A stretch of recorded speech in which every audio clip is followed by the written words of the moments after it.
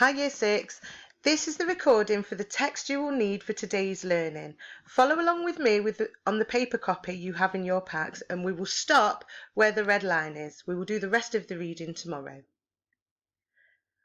Lived 1809 to 1882. Charles Darwin is often cited as the greatest biologist in history. His most famous work, On the Origin of the Species, explains the theory of evolution by natural selection, providing numerous supporting examples. Darwin believed that all of life on Earth had descended from a common ancestor, whose offspring could vary slightly from the previous generation. Successive generations of life took part in the struggle for existence, in which the best adapted variations survived to seed new generations. Less well-adapted variations became extinct. Beginnings. Charles Robert Darwin was born into a wealthy family on February 12, 1809 in the town of Shrewsbury, England, UK. He was the fifth child of 6. His grandfather was Erasmus Darwin, a prosperous physician and scientist who had already made significant contributions to scientific ideas about evolution. His father, Robert Darwin, was a physician.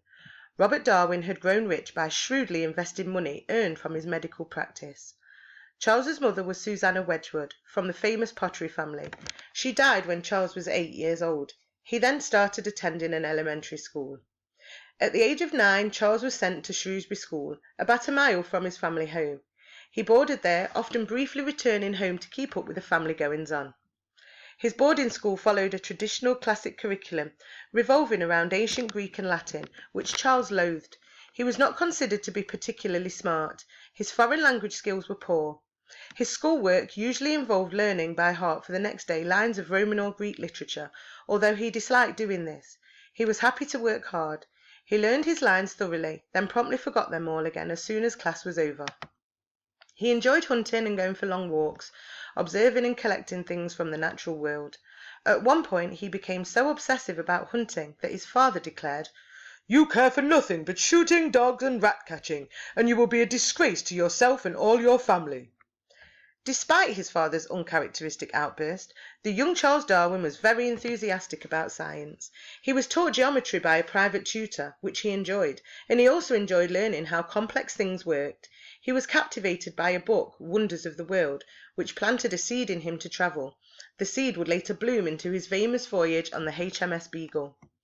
His brother built a chemistry laboratory in the garden tool house, and Charles helped with experiments, often late into the night. Chemistry became his favourite subject. Unfortunately, it was not part of the school's curriculum. In fact, he was reprimanded by his headmaster for wasting his time on chemistry. In 1825, aged 16, Charles became a medical student at the University of Edinburgh, as his father had done 42 years earlier. His father had pleasant memories of Edinburgh, where he was taught by the great chemist Joseph Black, who discovered magnesium, carbon dioxide, and latent heat. Unlike his father, however, Charles did not enjoy medical school.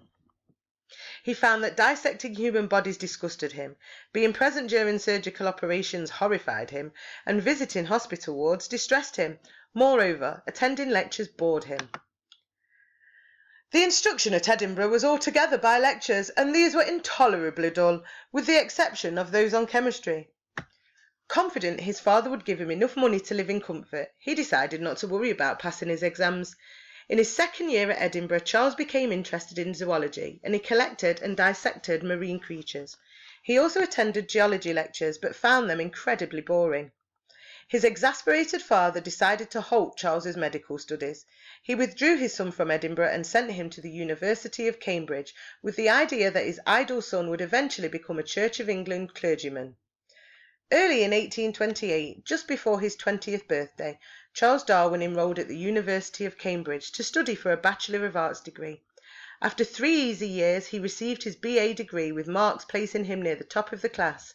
He had spent much of his time hunting, dining, drinking and playing cards, all of which he enjoyed heartily. Ironically, given Darwin's later work, his favourite book at university was Evidences of the Existence and Attributes of the Deity. Its author, William Paley, used the example of a watch and a watchmaker in support of his argument that the natural world had been designed by God. "Each species of life is much more complex than a watch," Paley said. "Therefore, clearly these species must have been designed by someone, and that someone was God." During his time in Cambridge, Darwin continued to pursue his scientific interests, particularly in botany and zoology. His greatest interest by far was in collecting different species of beetle. One day, on tearing off some old bark, I saw 2 rare beetles and seized one in each hand. Then I saw a third, a new kind, which I could not bear to lose, so that I popped the one which I held in my right hand into my mouth. Alas! It ejected some intensely acrid fluid, which burnt my tongue so that I was forced to spit the beetle out, which was lost, as was the third one. Reading Alexander von Humboldt's book, Personal Narrative of Travels, 1799 to 1804, and John Herschel's Introduction to the Study of Natural Philosophy, energized Darwin. He thirsted for overseas adventures and scientific discoveries. After finishing at Cambridge, he began taking a serious interest in geology, studying rocks near his hometown of Shrewsbury and going on a 2-week expedition to Wales, mapping rock strata. Charles Darwin's contributions to science, The Voyage of the Beagle, 1831 to 1836. Near the end of summer 1831, after completing his degree, Darwin was offered a position as a naturalist on HMS Beagle, one of the British Royal Navy's survey ships. The position had previously been offered to John Henslow, a geologist and naturalist at Cambridge, but he had turned it down and recommended Darwin. The Beagle was scheduled to make a long expedition to the South Seas. Darwin would have to pay for his place on the ship, but would be at liberty to collect specimens and send them back to the United Kingdom for his own use or profit. It was a wonderful opportunity to emulate his hero Alexander von Humboldt. Darwin was determined to grab it with both hands. His father, with some reluctance, agreed to pay for his son's voyage. The voyage, much like the fictitious Starship Enterprises, was a 5-year mission. It followed the route shown on the map above. The conditions on the small ship were much less comfortable than those enjoyed by the Starship Enterprise's crew. While sailing southward from the British Isles, the Beagle's first stop was the volcanic Cape Verde Islands, west of Africa. Darwin found seashells high up in the cliffs there.